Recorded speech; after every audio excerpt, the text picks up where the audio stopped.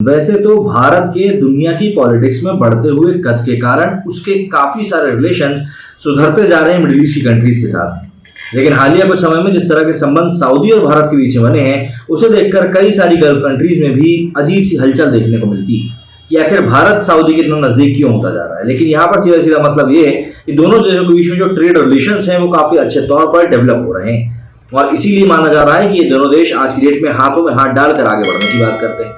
वहीं पाकिस्तान जब भी इन दिनों के बीच में भांजी मारने की बात करता है तो सऊदी खुद ही पाकिस्तान को अपने हाथ से अलग हटा देता है।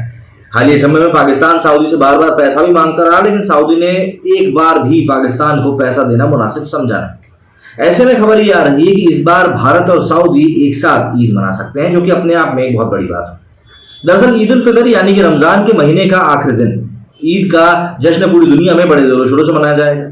इस बार ऐसी पूरी पॉसिबिलिटी है कि भारत में ईद उसी दिन मनाई जाएगी जिस दिन सऊदी अरब में इसका जश्न होगा। ईद किस दिन होगी इसका फैसला चांद देखकर होता है, और मिडिल ईस्ट में गुरुवार को चांद नजर आने के आसार कम है। ऐसे में भारत और सऊदी अरब में हो सकता है कि एक ही दिन ईद का त्योहार मनाया जाए।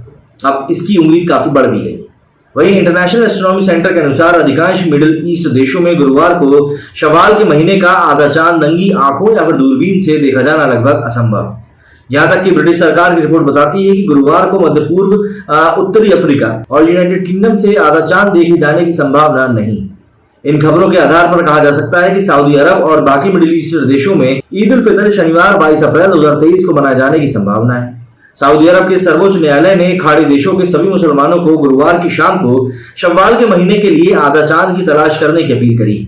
वहीं दूसरी ओर भारत में शनिवार या रविवार को ईद उल फितर मनाने की संभावना है।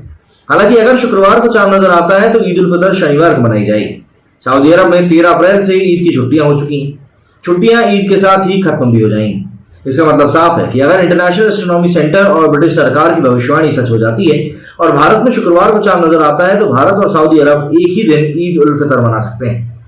ईद किस दिन होगी इसकी तारीख तय करने के लिए आधा चांद दिखना बहुत जरूरी है, इसलिए सब कुछ चांद पर निर्भर करता है। लेकिन भारत और सऊदी अरब के एक साथ ईद उल फितर मनाने की संभावना से बिल्कुल भी इनकार नहीं किया जा सकता। अब देखिए, भारत और सऊदी के बीच में इस समय ट्रेड रिलेशन जिस तरीके के चल रहे हैं वो वाकई में एक नई इबादत लिखने की तैयारी।